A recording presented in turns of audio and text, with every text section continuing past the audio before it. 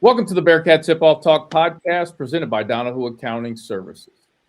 For friendly expert tax advice whenever you need it, come to Donahue Accounting Services.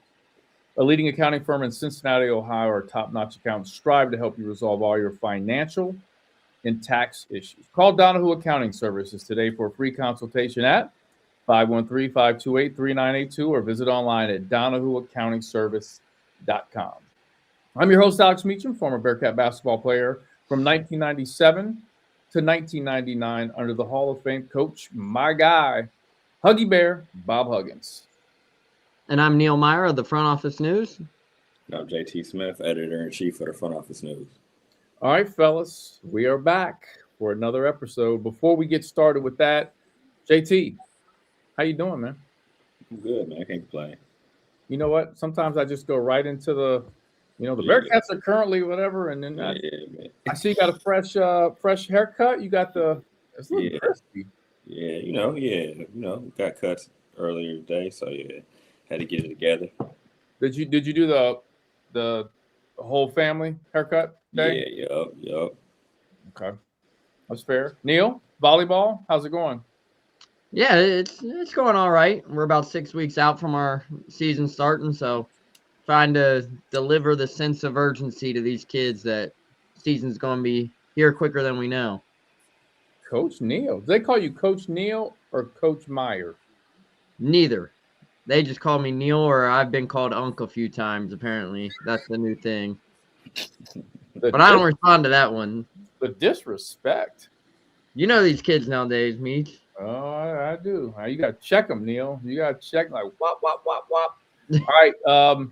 Hey, I'm excited. On Thursday night, I will be hosting the Roger Bacon the 55th annual Roger Bacon Sports Stag with one of the best in the business, Mo Egger.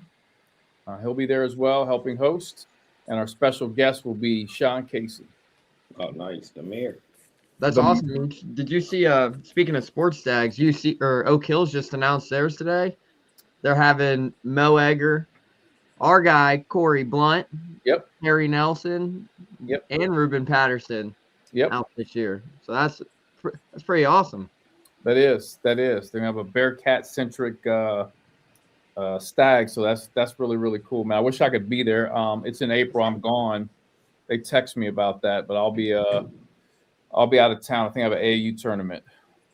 Yep. I think it's like a Saturday in April, right? Yeah, they usually do it on like the first Saturday in April. Yeah. They text me. They're going to do like a roundtable discussion, so and tell stories. So that should be really, really cool. Anytime you've got some of those guys in the house, man, there's some really, really good stories. So I'm excited, man, to host this Roger Bacon Sports Stag for several different reasons. One, I'm an alumni of Roger Bacon, man, and I went to the Sports Stag. My first Sports Stag at Roger Bacon was when I was a senior in high school. They made us work it. And I'll never forget, it smelled like cigars, beer, and the roses. Like the next day at school for the next the school smelled crazy for a while, man. But I remember like, man, when I was a kid, I was like, this is cool. I want to go to this, man, when I get older, man, hang out with everyone. So now fast forward, I've been going for years. I have a chance to, they called me and asked me to host it. So very honored, excited to be a part of that. But hey, let's jump right into this, man. Let's jump into this podcast. We've got a lot to talk about, from the Bearcats not being able to close out another game. Like JT says, sometimes it's like a broken record, man. The Bearcats are currently 8-8 after losing to UCF 72-73. JT, thoughts on the Bearcats' performance?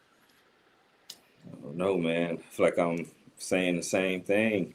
You know what I mean? Yep. They can't get it done, so it's tough. You know, they can't finish the game out. You know, they stay within striking distance. They get a little lead. They just, those last few minutes, man, it gets real spooky for the Bearcats. And it gets real spooky, man. It's like, I don't know. We don't make the wisest decisions or get the best shots. I guess, how about that? We don't get the best shots when when it counts. So, yeah, other teams seem to be able to do what they need to do to win. We just do the opposite. And it's happening, these Big 12 games, man. No joke. You 0-3, man. You got a lot looking at the door. You got, not to, skate past this game, but damn, you get Colorado, which we were talking about today, but you still got Iowa State looking at you in the eye. You got Arizona creeping. You know what I mean? It don't get no easier. So it's 15 games left in the Big 12 or 14? 14 games 15. left. No, should be right. Are we 0-3? Yeah. 0-3 should be 15 with Colorado. All right. 15? Yeah. My math, okay. I think your math was right. Yeah, okay. 15 left. Yeah. Yeah, man. You gotta win a lot. So I don't know, man. I just say don't even worry about. We gotta get a dub. Get a dub, see how they feel about that, and move forward after that. Then we can start trying to piece about other stuff. But it's interesting right now, man. It's sad. It's rough, man. But they are playing tough. They are playing hard. Until they haven't quit. That's the one positive I can say about the whole thing. They haven't quit. JT, sorry to interrupt you, but I have to say something. I agree with that 1,000%. And go back. If you go back and watch the ending of that game, when JC misses that step back three, look at the bench's reaction. That is the reaction of people that are invested in that team. Like if you're on a team and you don't care, you miss that shot, I'd be like, whatever, keep it moving. I mean, people are dropping to their knees, going like that. Like, I feel, and listen, I go to the practices. I was just telling this to somebody earlier today. I was at the Madeira Marymount game, and I'm probably just like you. Everywhere I go, people, man, what's going on with us? Man, you guys get just as much as I do. And I was talking with somebody, and they're like, well, what are they doing at practices? I'm like, man, these kids care. Like, they really do. Like, they want to be good. I think they're good teammates. Yeah. There's no one that's like a bad egg on the team that's just like, causing problems. So, to your point, JT, now they're working hard, man. They're playing hard. It's another game where this season could have been totally, totally different. No, for sure. Close out these games, JT. Close out the games, man. These guys could legitimately have a chance to be 3-0. 3-0 in the Big 12. You're feeling a lot better. You got hope. So now you got to keep these young men together, and then your job's on the line. Your back's against the wall. You know what I mean? You're getting booed every time they say your name. It can, it can weigh on people, man. You know what I mean? So it's just like, see what happens, man. But it sucks because they haven't quit. You could tell this isn't a team that's quit. They're not getting dog walked by teams. You know what I mean? They're playing in the toughest conference in America, and they're right there. But you can only be right there so much, like I said on the last pod. But at the same time, those young men are still playing hard like that. You got to give them props for that. Yep, I agree. Well, think about this too, JT. There's a lot of criticism directed at Wes Miller, and some of it's fair. I don't disagree with some of it, and I think he would agree that some things need to be done differently. Now, with that being said, we could easily be 3-0. Yep. We could also have easily beaten Louisville. Could have beaten Georgia. Could have beaten Clemson. Like, there were games we could have. It's not like this team is getting 20-pieced every game. Yeah. Like, I can understand extreme anger if Houston just crushed us by 20, and then I can understand all that, and we lose UCF. Like, what was UCF? 25 in the country?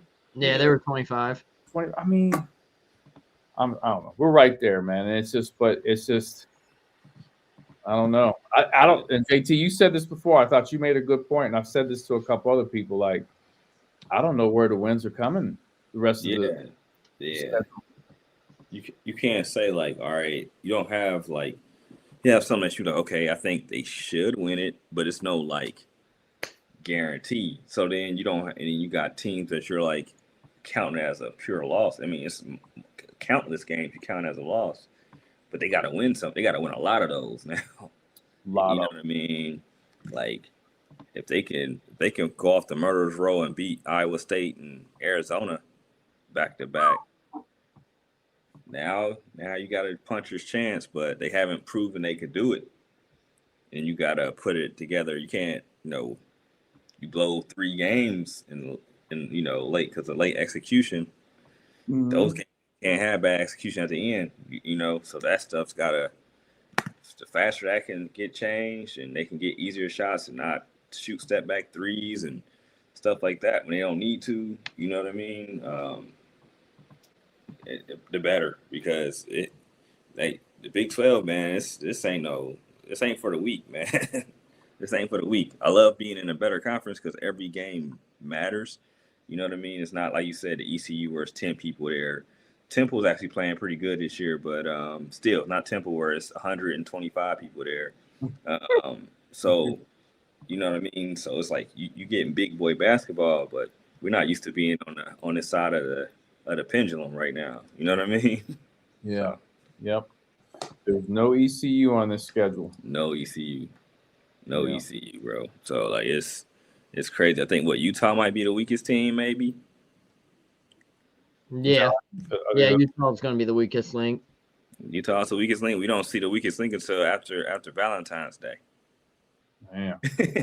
So you know what I'm saying? We're gonna need that love. You're gonna need that love for sure. That's what I was getting at too. We're gonna need a lot. We won't see them until after Valentine's Day. So yeah, man, you gotta we could get, I mean, it's already starting to look bleak. No Memphis, you know what I mean? And shit, I don't know. You know what I mean?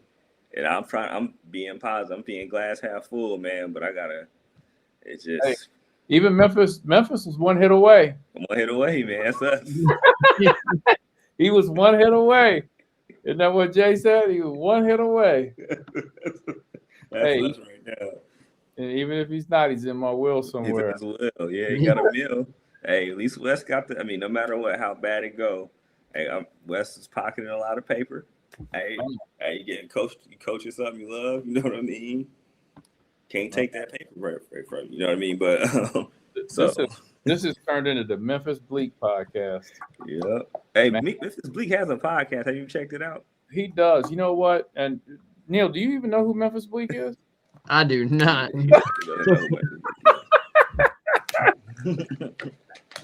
We need to do a whole podcast on who Neil does not know. Like, he's like, I do not know that. I always love your response, Neil. It's like, I do not know. So Neil, when Jay-Z first started rapping on his first couple albums, he had a guy named Memphis Bleak. It was kind of, at the time, his sidekick, who then went solo.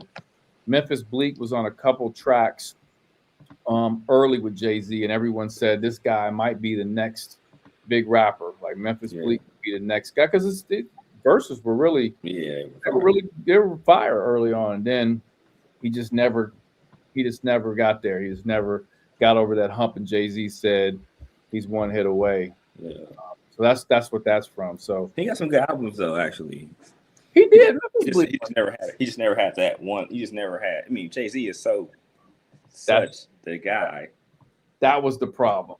That's all it was. Because Bleak actually got some stuff. He be talking a little bit for real. It's Jay-Z. Like you can't expect to have two Jay-Z's. Like Kanye was kind of because he was out of the bubble, so he was kind of different. Like so different that he made. Well, he was producing too. So I mean, Beanie was, he was big, but nobody's gonna be Jay-Z big. He was getting in trouble too. That's what kind of messed him up. Yeah, that was. Yeah, if Memphis was with someone else, he probably would have been like. Yep. Because he was like first to like tap in with the South and everything. Like he was kind of. He was real strategic about how he did his features and stuff. He was kind of sure. Yeah. If you listen to his podcast, man, he's actually a very likable person. He is. You know what I'm saying? He's like you're just like, man, I like this guy, because you would think someone that was riding under the coattails, which people think of Memphis Bleak as riding under the coattails of Jay-Z, but it was like, man, he never asked for a handout. Yeah. You know, he was just like, you know, I earn everything I get. I don't have to ask Jay for money. I don't have to do that. And he's always been Jay's guy, man. Yeah. So it's enough respect. Neil, look up some Memphis Bleak tracks and listen to them sometime. Yep. Or not. All right. So Neil's just like, let me get my takes off, bro. Let me talk. Hold me back. You don't care about Memphis Bleak. All right, Neil, go ahead and fire away. I'm sorry, we took some of your thunder away, probably. No, like JT mentioned, obviously the first 15 minutes of this game, it kind of was back and forth. UCF kind of took a little bit of momentum there heading into the half, but for majority of this game, Cincinnati was right there with them. And the biggest thing I liked was how Mustafa Cham handled the whole situation return home.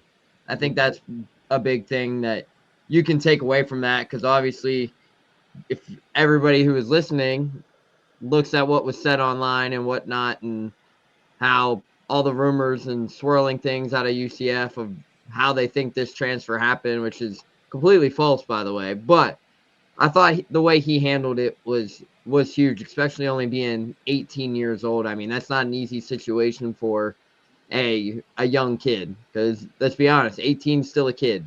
So I was very, very proud of how he handled that situation. I know the crowd kind of let him have it just about anytime he touched the ball, whether he came in and out the court.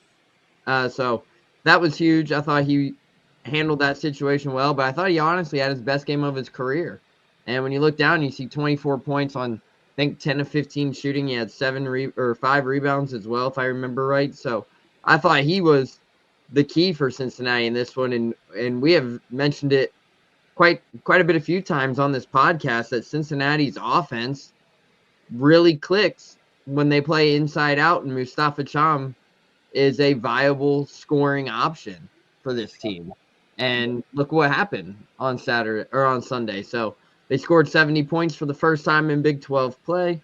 That's a positive to take away as well. But the biggest takeaway from that on the negative aspect was the final 4 minutes again. And that's the segment that continues to hurt Cincinnati. And it's, in order to win games, you got to find ways to close those out. So fortunately, Cincinnati's still trying to figure things out. But I really liked how you mentioned too, Meach, about watching people's reactions on the bench. I mean, I was actually telling Russ this on the Bearcat Blitz podcast. I don't think you could have asked for anybody else to take that shot, because Jalen Celestine's your best 3-point shooter. He's one of your hot hands and arguably one of the best shooters in college basketball statistically. I mean, I didn't like the shot. You still had plenty of time left there, but I'm not mad he's the one who took it per se. But overall, I mean, it's just that final 4 minutes. It's getting to the point now where it's just like when Cincinnati closes the final 4 minutes, it's like the roof of Fifth Third Arena might come off in joy and excitement because of how happy these fans are going to be. Like, yes, we finally closed the game and the final 4 minutes went into our favor. But that's going to be the takeaway, is when can Cincinnati actually finish the game in that final 4 minute stretch. Well, Neil, let me bring up a couple things you brought up. So I was talking to Jamal Lucas, called me, former Bearcat Jamal Lucas called me earlier, and we were talking about, he watched the game. He lives in Portland, Oregon, and he was watching the end of the UCF game, and he hadn't seen, I think he saw some of the Houston game, but he hasn't seen other games because he travels a lot for his work with Jordan Brand. But he's like, man, why can't they close out games? And so I was like, well, I wish I knew all the answers to that, but I think it's a mixed bag of things. But I told him too, it's one of them things in life when things are going bad, it just goes all bad. Like, I just feel, you know what I'm saying? I just feel like things are just going all bad for this basketball team. For example, I went back and I watched the UCF player that hit that floater that put them up prior to UC coming down. Yeah. Yeah. That boy, like it was like a two-handed floater. And I'm like, Shooting now, Disney shots. and it's just like, you know what I'm saying? They just hit. And I'm like, how? Like, I feel like we missed those shots. Oh, for sure. But everybody, it's just like, Everybody, you know. Yeah. I told Jamal, I was like, man, it's just like, I just feel like when everything's bad, it's just, it's going bad. But I'd like to get your guys' opinion on our shot at the end of the game. So Jizzle takes it down. One of my criticisms with that possession at the end was there wasn't a sense of urgency. It seemed like initially from Jizzle. Yeah. Right? And I get he's trying to stay calm. Yeah. Which I can appreciate. So mentally, he's like, I got to stay calm. Yeah. I got to be patient and strategic. So I appreciate that. But at the same time, you have to look at it. We've got to get a shot up quickly so that if we miss, we have a chance to rebound, put it back in, blah, blah, blah. So I was concerned with that. Secondly, my opinion, getting it to the basket for a shot or getting fouled is your option at that point. Yeah. Yep. JT? No, for sure. I'm always about getting to the rim, make the refs call a foul or finish. You're only down one, so at the end of the day, if you get fouled and split, at least we go into overtime. You get fouled to get an and one, hey, we go up two. But I just feel like you put the pressure on that. I don't like the kick out because you're only down one. I can see if it's like down three and it's X amount of seconds left. All right, that's what we want to do: penetrate, get the pass out, get an easy shot. But let's go ahead and get 2-pointer wins the game. Let's get to the 10, and everybody just crash hard. Like if I miss, everybody clean me up. Either get out, make it. Oh yeah, you're right. Pause. Yeah, clean me up. Get on the glass. Get it off the glass. You know what I'm saying? But Michael Jordan tell Kwame Brown. Get that shit off the glass. Oh, he was. Well, Michael used to. Man. Get that shit out the glass. Hey, Michael was mean to Kwame Brown, like mean. Hey, I miss get that shit off the glass, fellas. But you know what I'm saying? But yeah, that's how I feel on that. How about you, Neil? What are your thoughts, Neil? Yeah, I think the final 4 minutes too, and I said this also on the podcast with Russ. There wasn't a sense of urgency in that final possession. You would have liked to see them kind of push the tempo a little bit and get to the basket and try to draw that contact there to get them to the foul line. Because even like you guys mentioned, if Cincinnati does get down there and attacks the rim, they draw the foul, you get an and one, you get a miss, you go to the line, you split a pair, you make a pair, whatever it might be. I thought that was the more high quality look per se in that moment, because you still had plenty of time on the clock. So even if you kicked it out, you had 10 seconds, despite it being an all right look for JC, you still had plenty of time to maybe try to find one other look real quicker, if not find a way to get to the basket and get to the foul line per se. So overall, I didn't hate the shot, but I think there was a lot better opportunities for Cincinnati in that moment. And I think if Jizzle had a little more experience, if he had played from the start of the season all the way to now, I think he probably would have taken a shot, would have made a move. I just don't know if he's there yet, game wise, comfort level, whatever. Yeah.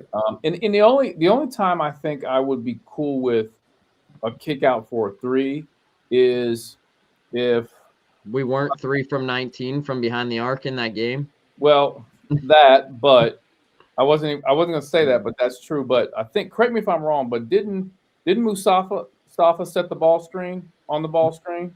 Yep. Right. So, okay, let's say that Jizzle attacks, gets it to the middle, and everyone collapses. Yeah. Like it's just everyone collapsed, and you got a wide open shooter, and that's JC, and he's capable. Yeah. He's capable. So it's not like you're passing out the buck, but you pass out somebody that's definitely capable. I'm cool with that, and kind of live with that if that's the situation. But I don't think everybody collapsed to the point. So I think the only thing I would have probably liked to seen differently is Jizzle get it and just go right away. Yeah. Go attack, put the pressure on them, get it to the bucket, make the refs call something. They don't. But at the end of the day, no matter what, if you miss it, whatever the case might be, you're gonna get criticized.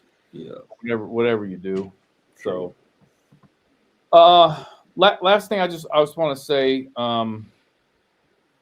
regarding this game, man, is I just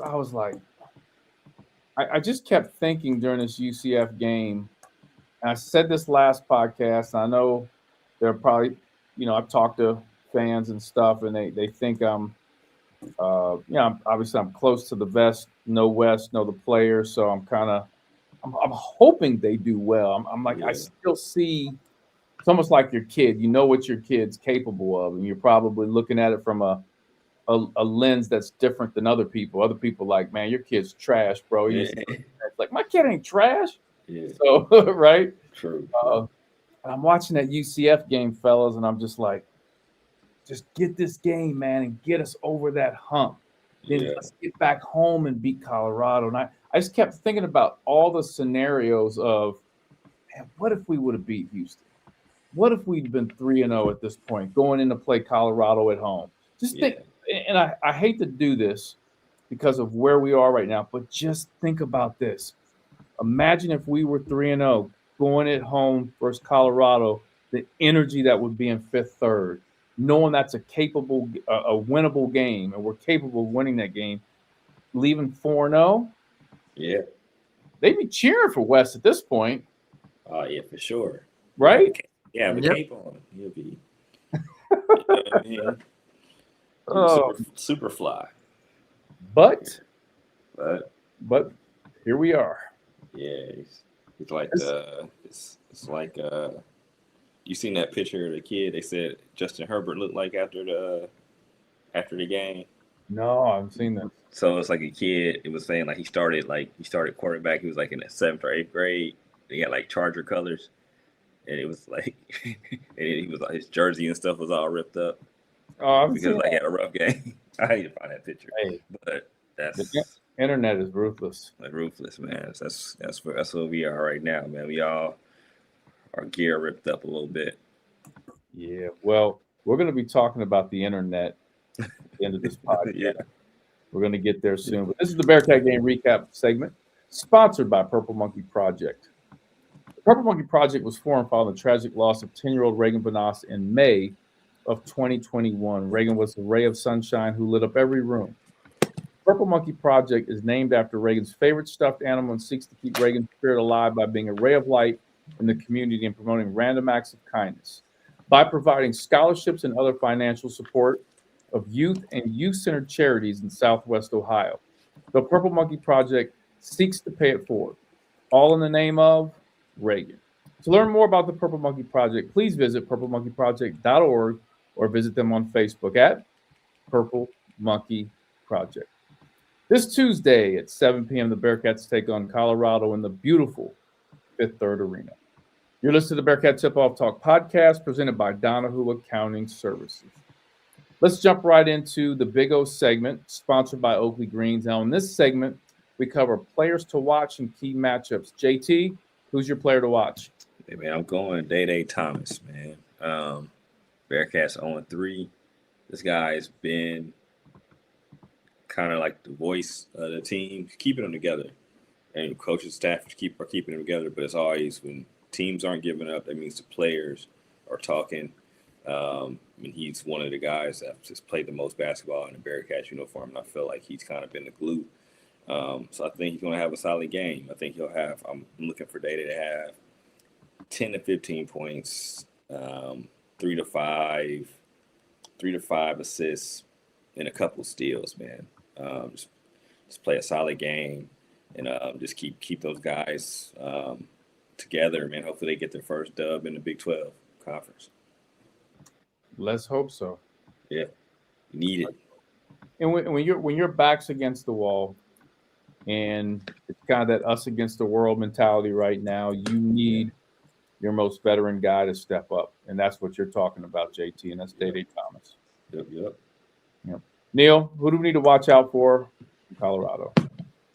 Yeah, for Colorado, this was a team entering the season that was projected to finish towards the bottom of the Big 12 conference. So when you look down and you see them right now, 12-4 overall on the season with 2-1 in the Big 12 play, and they are a team that is very good at home and 9-2 at home, 1-1 on the road. So overall, a team that's kind of been hit or miss on the road. But for Colorado, I think the biggest thing to take away is, for me at least, my biggest player to watch is Bearcat Dak in this matchup. And that's because for those who remember last year, That's a hell of a name. Sorry, my bad. for those who name game's coming up, don't worry. For those who remember, Dak last year had a near triple-double versus Cincinnati, but with blocks. I think he set a Big 12 record, if I recall, with, I think it was 8 blocks in that matchup last year. So I'm really looking forward to that matchup between him and Mustafa Cham. I'm really going to be intrigued how that matchup might portray out on Wednesday night, but that's going to be the big player to watch for me, because when you look down, you see that he's leading the team, averaging 8 rebounds, and he is averaging, I'm looking at his point total too, 11.4 points per game with 8 rebounds, and he has 27 blocks on the season. So averaging roughly 2 blocks per game, to say the least. So a big-time weapon for Colorado. And then you have a guy in Isaiah Johnson and Barrington Hargress who can really score at elite levels, 16 and 13 points respectively. Hargress can really shoot the 3-ball, shooting 54% from behind the arc. So if you're Cincinnati, Sincere Harris especially, you're going to be chasing Hargrace wherever he goes in this matchup to make sure he does not get any clean looks at the basket from behind the 3-point arc. The Big O segment is sponsored by Oakley Greens. And Neil, you just brought up Mustafa. He is going to be my Bearcat to watch for this game. I think coming off of the UCF game, he's going to have a little bit higher level of confidence. Thought he played really well. Neil, you made this comment earlier. You thought he did a good job of handling, the atmosphere going back to UCF, how he handled himself. I'm hoping that momentum carries over to this game. So watch out for Mustafa. And I said this, I think it was our first podcast. I think of all the players on the Bearcat team currently, when it's all said and done, I think Mustafa could possibly be the guy who has the best NBA potential. Obviously, Baba Miller's our best player. He has a lot of NBA upside. But, man, how old is Mustafa right now, Neil? 18. 18 years old. He's probably still growing a little bit. Got to get stronger. Got to get a little faster, work on his footwork.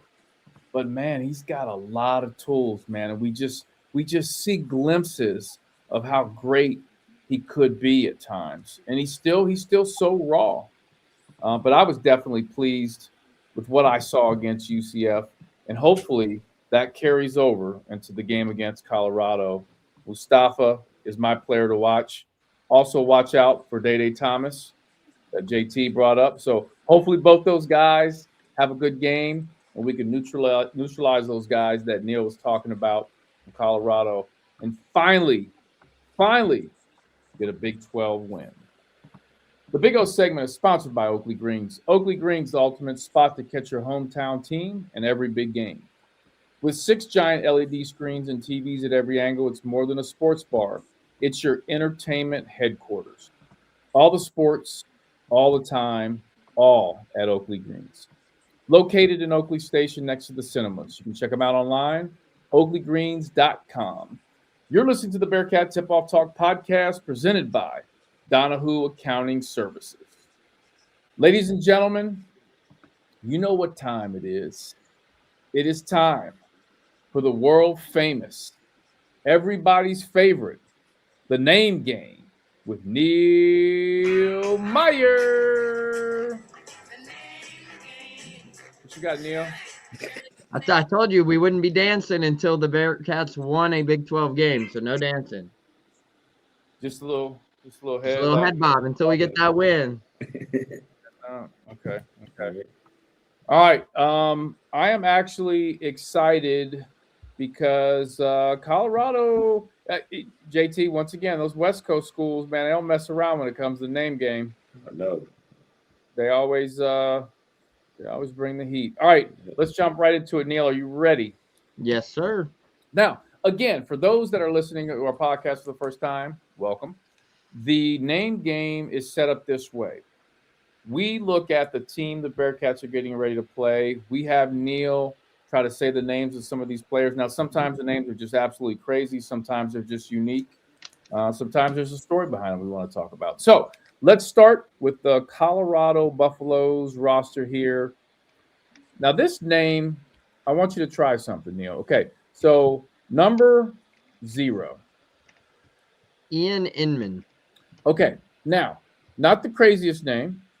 Say his name 3 times really fast. Ready? Go. Ian Inman, Ian Inman, Ian Inman. That's too slow, Neil. That's too slow. Faster. Ian Inman, Ian Inman, Ian Inman. I got you. Got your ass. All right, one more time. Ready? You got to do it fast. Ready? Go. Ian Inman, Ian Inman, Ian Inman. All right. I just wanted to have some fun with that one. All right, let's jump into number, and by the way, we got to talk about his mustache. Number 3. Number 3 is Alon Micheli. Micheli? Is that, it's like Michael with an L-I. Yeah. Micheli. Alon Micheli. He's from Israel. We got to click on this picture and look at this mustache he has. Woof. That's European right there, bro. He got the That's a foreign can't even exchange. see his eyebrows. No, the hair is over to that's a foreign exchange mustache right there. For sure, 100%. Yeah. Yeah. Where Neil, read his hometown. He's from where? Kfar Saba, Israel. Man. Oh man, I gotta do some more traveling, man. I gotta go to places like that. All right, number, and you've already talked about him. Number 8. Number 8 is Bengat Dak. Yeah, that's interesting. Number 15. Number 15 is Felix Kosaras. Casaras. That's where we're going. Casaras. Man, I'm so disappointed they don't have an ear here. Man, they should definitely have an ear. He's Canadian. Is he? From Quebec. Yeah, you're right. Interesting. Okay. Number 24. Number 24 is Barrington Hardress. That's good. He's from Inglewood, up to no good. Oh, shoot. He's from Inglewood with the name Barrington? Yeah, he probably had a lot of fights. Yeah. Barrington. From Inglewood. Right, from Inglewood. Number 25. Number 25 is Fawaz Taco Ifola. Try that again, Neil. Fawaz Taco Ifola. Hey, it's different every time, isn't it? Fawaz. That's interesting. Where's he from? Oh, he's from Nigeria. Okay. Lagos. Yeah, via Arizona. He went to prep school in Arizona. Is that right? Yep. And he's 7 feet. So I guess if you're tall, Colorado is a taller team. Like, I'm looking down at this roster, and there's 4 or 5 7-footers on this team, Meach. That is crazy. I'm looking at that too right now. Jeez Louise. 6'11", 7 feet, 7 feet, 7'1", 6'8", 6'8", 6'10". Jeez. Man. Barrington and my man Isaiah, they're the shortest people. They 6'1". Everybody else, I said Barrington and Isaiah, the only 6'1" people. Everybody else is 6'5" and up. Crazy. Damn. All right, number 33. Number 33 is Leonardo Van Elswyk. That's good. He's from Italy. Good. That's from Italy. He definitely paints. I guarantee you he has like a paintbrush in his apartment and like a canvas to paint on. Don't you guys think so? Say that name again. Leonardo Van Elswyk. Yeah, he paints. Let me look in his bio and see if. Oh, look at his picture. He definitely paints. Look at his picture. Yeah, he's got a paint. He's got 2 paintbrushes. Leo, so my man be painting. He be painting. He says he's ambidextrous, so that means he can hold a paintbrush in the left or right hand. Oh, look, read his thing. He speaks 5 languages: Italian, English, French, whatever. Art. And he enjoys art. I told you, he's got a paintbrush, bro. He has. Yeah. Hey, Neil, if you go to the presser and he's in there, ask him if he has a paintbrush. Will you do that? Nah, I got you. Okay. I'm going to be very disappointed if you don't ask him. And he'll be like, why do you say that? Yeah, my God. Well, that's the end of the name game. Pretty good job, Neil. But I'm disappointed they didn't have the ear. Yeah, man. Colorado being scap on that, they should have the ear for sure. Yeah, they know about the name game. Yeah, hating on us. All right, let's jump into the Kenyon segment. This is where we cover the keys to the game. JT, let's start with you. All right, man. Still in Meach's thunder on this one, but finish the game, man. Just find a way. They got to cheat. I don't care. I don't know, man. I don't know what they got to do. How they gonna cheat? I don't know, man. They could trip somebody and get away with. I don't know. I don't know, man. They got to deflate the basketballs. Deflate something. Do something, bro. I don't know, bro. Poison their food. Not, they come to the game, everybody's sick. Like, yes. Something, I don't know, man. Players need to go try to talk to the cheerleaders on the team or something, try to get them dudes' minds all messed up. Something, I don't know, man. We gotta play some mind games on people, man. We need something. Hey, tell them Skyline isn't that deadly on the stomach. We need something. We need to give them some Skyline in the morning. They try to give them breakfast. mess up their routine. A little sprinkle of some other stuff wouldn't hurt. So finishing the game, man. But I don't know what we gotta do.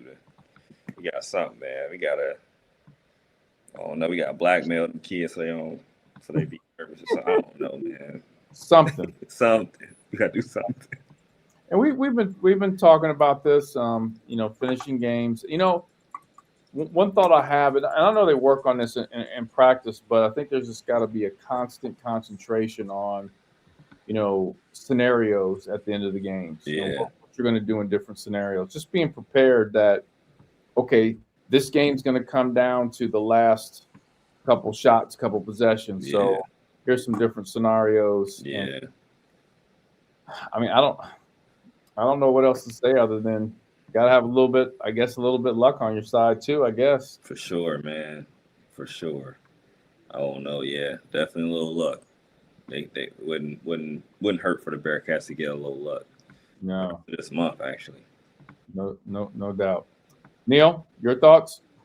Yeah, for my keys to the game, I think when we were talking about what our keys to the game would be for this, I think the biggest thing to take away is for Cincinnati to really find a way to push the tempo, but I want to see them attack the rim a little bit more and get to the foul line. Versus UCF, they only had 8 free throw attempts, and they played inside and really relied on Mustafa Cham.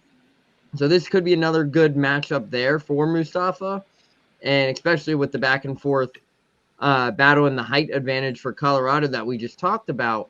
I think this could be an opportunity where Cincinnati could get downhill and really get Colorado into some foul trouble early. And if they can do that and take advantage and make some free throws, that would be crucial. But Cincinnati is going to have to put some pressure on the rim if they want to win this game. And getting a team in foul trouble will help that aspect just about 90% of the time in college basketball or in basketball in general. So if Cincinnati can get maybe 15 to 20 free throws in this matchup and they shoot about 72, 74%, now if you shoot higher, that would be great too. But if you hover around that aspect or that mark right there, there should be a game Cincinnati could potentially win and maybe win by a little bit more than 1 to 5 points per se. Maybe be able to get their first win and stretch it a little bit more. Pause. Now, I like your thought process of getting to the free throw line. Sorry, most college coaches, they try to script out the first 3 possessions. Okay, first 3 possessions, here's what we'd like you to do. And if they need to kind of change that up based on, how the game's going, you got to read the room and make adjustments. But I think, Neil, you bring up a good point that if you script out those first 3 possessions, they should be one of 2 things, in my opinion. That is either throwing it in and letting them work on the inside, whoever that is, Mustafa, whoever catches it in the post, or getting to the rim and trying to finish at the rim and get into the free throw line. So I actually like that a lot, Neil. We'll make you coach for this game, okay? Make you coach. Huh? So you'll make me coach. Yeah. You think you'll be all right with that? I don't know. I don't know if I can handle if that doesn't work. Man, you lose this game, I'm going to be booing Neil Meyer. True. They'll be booing you, Neil. They're going to be tweeting about you. So my keys or key to the game is I'd like to see some better offensive efficiency in the latter part of the game, especially we talk about those last 5, but even take it down to the last 3 minutes of the game. Running a couple better sets for either your best player, Baba, or whoever has the hot hand at that time. And really trying to run some good sets, for them. I don't have the tough thing is I don't have the answer for what those sets are, but I will say this: it's tough when you get towards a part of the season when you've worked on so many things to then throw in other stuff. But I mean, these obviously some of these guys are young, but they've been playing a long time. You just got to make some adjustments. You have to add some sets. Yeah. You have to figure it out. We're Yeah. 0-3 in the Big 12, and you Yeah. have to do something different. And I think offensively, just getting some good sets to get your guys some shots, some buckets, and that execution towards the end of the game. Yeah. That's all I got, man. Back to what JT said, man. Just finish the damn game, man. Yeah, man. I don't know, man. Just tell them dudes. I don't know, man. Hit up them cheerleaders, man. Try to get them dudes off their game. That's all I got for y'all. Wait. Or send some students to do it or something. I don't know, man. Do something. Your key to the game is to cheat. Let me change that. Your key to the game is the help. It's a help, man. Finish the game, man. Maybe we don't have to worry about a tight game. By any means necessary, man. Mental. Yep. You can't get a tech. You can't get a tech if they mad at the girl. You know what I mean? That's fair. That's fair. You listen to the Bearcat Tip-Off Talk podcast presented by Donahue Accounting Services. Let's jump into our final segment. This is the Twyman segment. This is where we cover hot topics. And if you're part of Bearcat Twitter, there's only one hot topic right now, and that is the brown bag game that's coming up. I don't know any other way to say it, but what do you say? Neil? bagging it. So, yeah, brown bag. So, I don't know when it started, fellas, but obviously the fans are not happy with Wes Miller. They're not happy in the direction of not only, I think, the basketball program, but also the football leadership and the athletic department. So in protest, and correct me if I'm missing anything, fellas, because you guys are really in tune with a lot of things on Twitter and what's going on, but there was kind of a movement for fans to wear a brown paper bag, kind of like they did that with the Bengals back in the day. People wore Yeah, brown paper bags the Bengals games. I think they've done it probably with the Browns too, knowing how I bad didn't do they've the been. Browns. They did with the Browns. I didn't do it with the Browns. I feel like the Bears might have had that happen. Yeah, I that's think the Saints might have had it happen. Had it happen too. I think too. okay. Well, they were trying to Yeah, make that happen here for the Colorado game, and it started a movement online. yeah, First of all, did I miss anything before I jump into some of the tweets? Did I get all that right? yeah. It started a movement for sure. Okay. Yep. So kind of a movement was going, and then some of the former Bearcats started to chime in on this movement.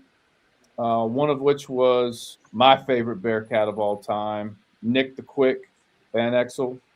Yeah. And I'm gonna read you the tweet real quick from Nick Van Exel. He tweeted, "Not a fan of the brown bag. I think they hear you all loud and clear, but the school I went to is not like that. We are all upset, but hang around when it's tough. It's easy to jump ship when it's going bad. Let's cheer louder and be more tougher to change the season for the better. The players will feel it. Stay together."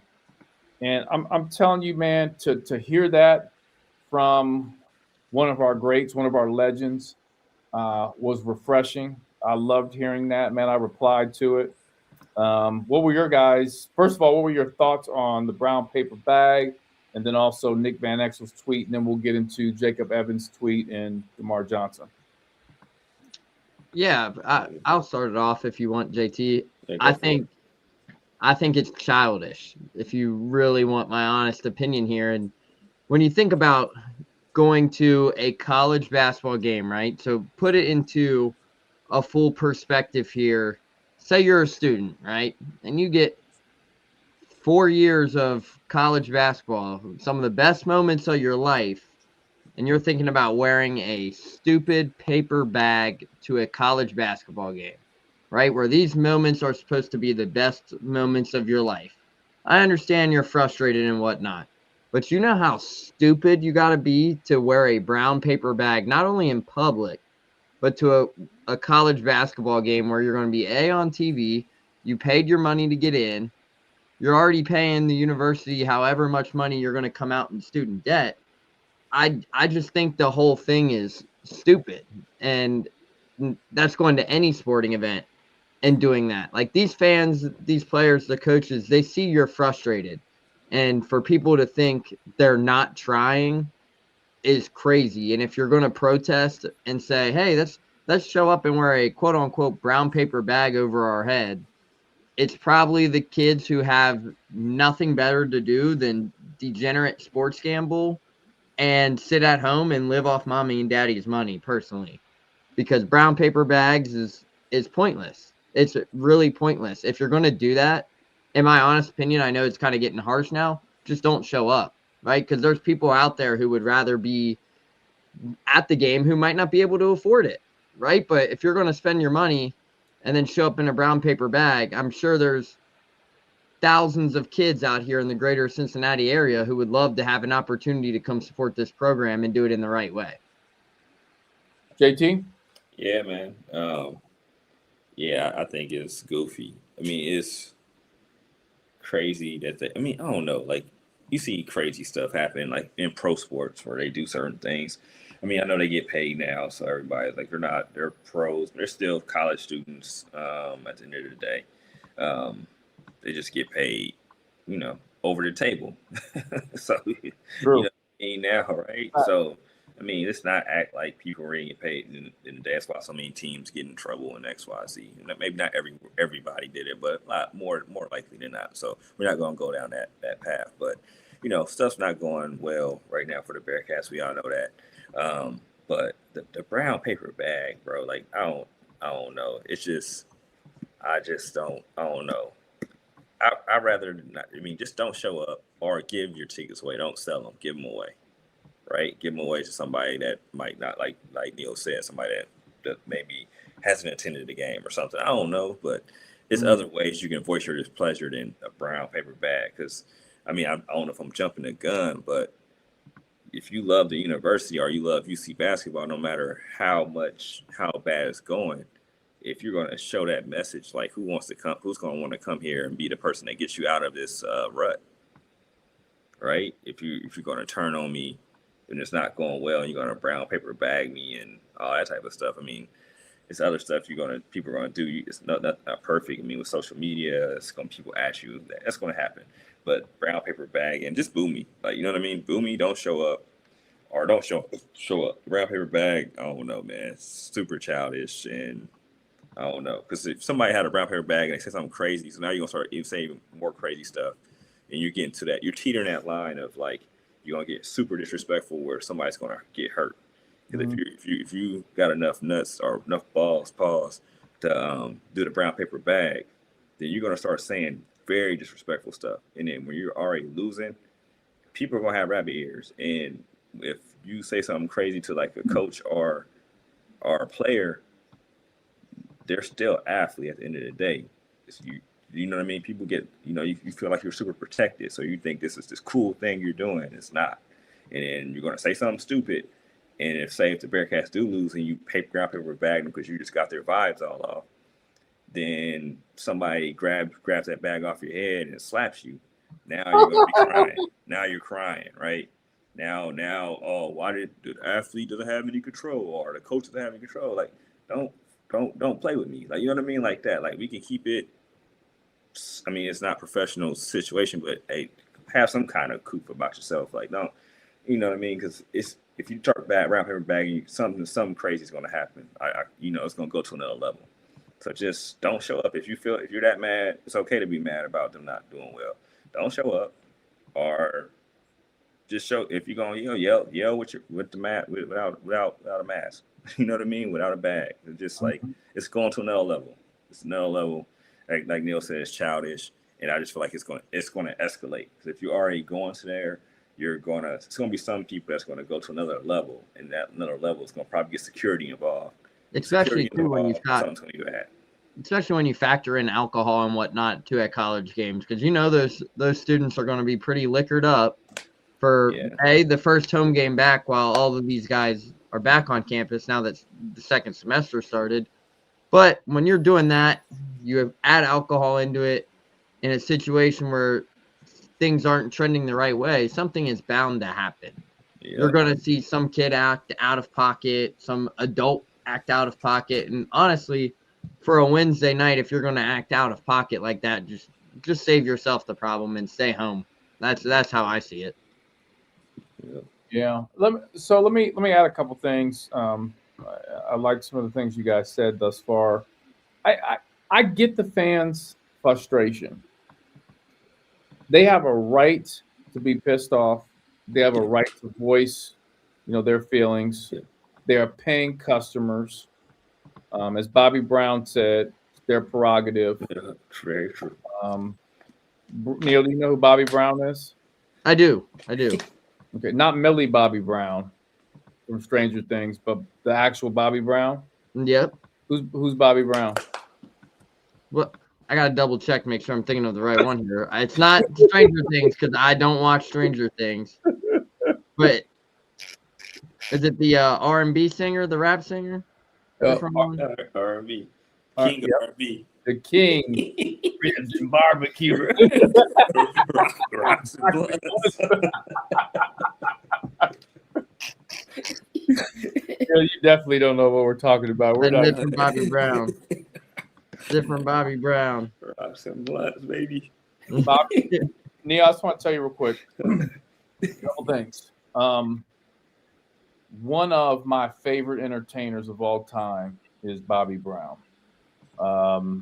He was in a group called New Edition, one of my favorite groups of all time. He went solo, and he became one of the biggest pop stars in the world. Now, I will say, this is a hot take. You ready? Let's hear it. I will say, at Bobby Brown's height as a pop star, when he released the song off the Ghostbusters soundtrack, On Your Own, he was on a Michael Jackson level worldwide. I'm not saying he was as big as Michael Jackson. Michael Jackson. No, that's not. Go back and look when he performed in Japan. He had people falling out, sold out. Because remember, Ghostbuster was the biggest movie in the world. That's true. And he had the song for that. Yeah. And That's fair. I can't knock that. Man, he was, and he had a Gumby cut, Neil, and it kind of went to the side like this. You see where my hand? Look, you watch it, look right there. That was the Gumby look there. Bobby Brown. Then drugs got him. Yeah. Drugs got him, and then, man, he was married to Whitney Houston. Did you know that, Neil? I did not know that. He was married to Whitney Houston, and many people said that Bobby Brown was the reason for Whitney Houston's downfall, but people that really know said Whitney Houston was the reason for Bobby Brown's downfall. How crazy is that? That's super crazy. She was the real drug addict. Yeah. I think she had my favorite voice in ever. Like, her voice to me is my favorite ever in music. Go back and listen to Bodyguard soundtrack, Preacher's Wife, all of them. She was insane. Insane. You know, you got a lot of homework to do, so I want you to listen to some old Bobby Brown songs. There's a song called My Prerogative. I do what I want to do. And the thing about that song is, prior to that song, I don't think anybody knew what the word prerogative meant until he said it. Right. What's that mean? So listen, it's the fans' prerogative to do what they want to do, say what they want to do. But there are, like you said, JT, there's lines you cross. Yeah. You know, in most of the fans are saying they're not directing this frustration out on the players. It's purely at Coach Wes Miller, and that could be true. I don't know. I've heard there've been some DMs thrown around at players, but those have been kind of maybe more specific to betting, like you blowing this game because I bet blah blah blah. Leave the players alone. Yeah, leave them alone. You know what I mean? Leave them alone. As long as they're playing hard and doing the right things. Yeah. Right. They try. Now here's the last part of what I want to say. Wes is a good guy. Mm-hmm. And any slander towards Wes should be coaching specific. Yep. All the extra mean shit is not necessary. Yep. Correct. You know, dog them all you want for coaching, last execution. Yep. Cool. I mean, the other stuff is not necessary. Yeah, personal attacks. No. Personal attacks is not necessary. Yeah, it's a lie. It's a line you cross, right? You know what I mean? 50-50. So, like, yeah, if you say, hey, he should be having his team at an XY level, okay, we can. That's fair. Yeah. But to attack him as a man and stuff like that, that's where, you know what I mean? That's different. So that you spot on each, like, yeah, keep it purely basketball, and then everybody can respect it if you agree or don't agree. For sure. I think it's hard for people to kind of see it too nowadays, because, like, yes, you want your program and the team you root for to succeed. Nobody wants that more right now than Wes Miller, and that's because we all know him on a personal level. But it's also like, put yourself in his shoes, right? What if that was you receiving those kind of messages and those hateful comments? Like, I don't know about you guys. I'm sure you guys are the same way, but I was always taught to kind of preach it and give the gender the same respect as I give a principal or a CEO of whatever it might be. So I don't know. That's my aspect. I like to give people the same respect they give me, but the fans need to kind of put themselves before you say something. Think about if that was you in Wes's shoes, because I can tell you right now, if the roles were reversed, Wes wouldn't be saying any of that mean, hurtful stuff that he's probably receiving. Well, and here's my thing. I saw somebody tweet this out, and I had a problem with this tweet. The tweet was, Wes is a good guy, but he's a fucking idiot. Like how can that be? Why? Yeah, right. Like, why is that the tweet? Like, yeah, tweet could be as simple as like, I don't agree with Wes's coaching down the stretch. I don't think he's the guy for this job. I love my program, and I want to get somebody in here. Like, those are fair. Like, I'm like, okay, like, cool. You know what I mean? Like, all that stuff is just so unnecessary. And so, I want to say, first of all, we need to continue to support these players and to support our program to continue to elevate, to get to that next level. There's a lot of people feel like we've hit a low point in UC athletics, and we need to get to that next level. But I think what fans have to remember too is they're hard on Wes. They're saying all this stuff online. If Wes doesn't get it done, if Sat doesn't get it done, at the end of the day, they're going to be gone. Yeah. Period. Right? Yeah. You don't have to worry about that. Yeah. They're not getting it. And you can impact it in different ways. Don't renew your season tickets. Yeah. Don't show up to the games. Yeah. Like, those are ways to protest and say, I don't like the direction of this. Do better, and I come back. Yeah. Yeah. That's fair. That's super fair. That's the brown bag. Yeah, the brown bag. Come on, man. That's disrespectful. Man. It's just like you teetering that line where it's about to be something. You're gonna do something. You're gonna make it's just gonna look bad. I just know it's gonna go to another level because it's gonna be somebody, some goofy is gonna do something to another level, and it's gonna get a reaction. You know what I mean? Like, for sure. Play stupid games, you get stupid prizes. You know what I'm saying? And the thing is, too, with the brown paper bags, people are gonna if they do it, they're gonna have something covering their face, and they're gonna say, "Oh, something." They're gonna say something out of pocket, and then the moment that brown paper bag comes off, they're gonna be quick to be quiet, and then that's when the issues are gonna start. Yeah, act like they didn't say it, right? Here's my thing: if you're an adult, you have kids, you got a job, and you show up to a game with a brown paper bag on your head. What kind of example? Well, if they do that, then what kind of example are they setting for their children? They're going to think that's okay. That's a bad look, and you need therapy. Yeah. Get help. Hey,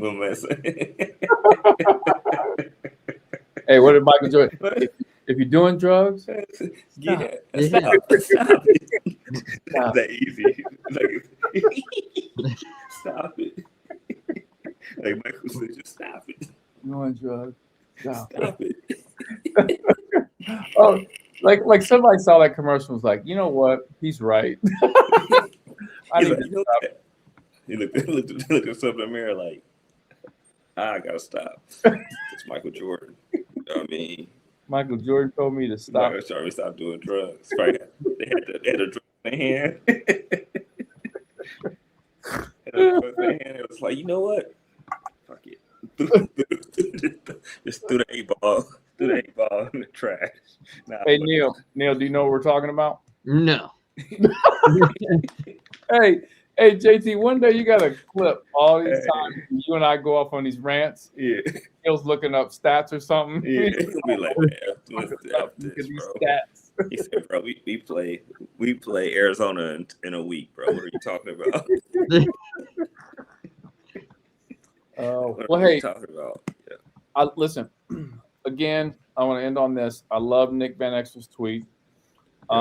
You guys hit me to Jacob Evans' tweet. Yeah. Tweets, plural.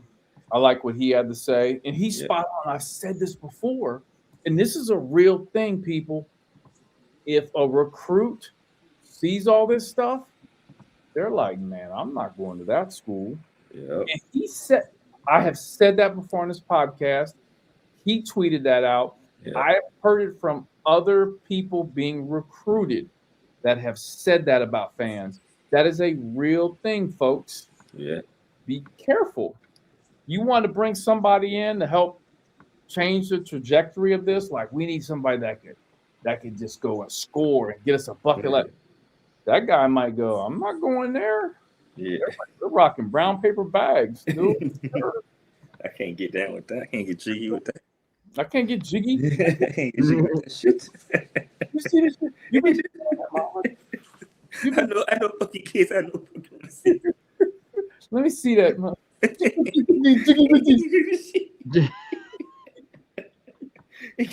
you be doing? Chewing on this one? Oh shit. Neil, do you know what we're talking about? Nope.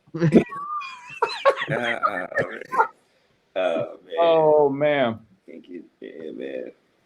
Oh, Do you know what a CD is? Pinky. I know what a CD is. Okay, cool. You experience the CDs?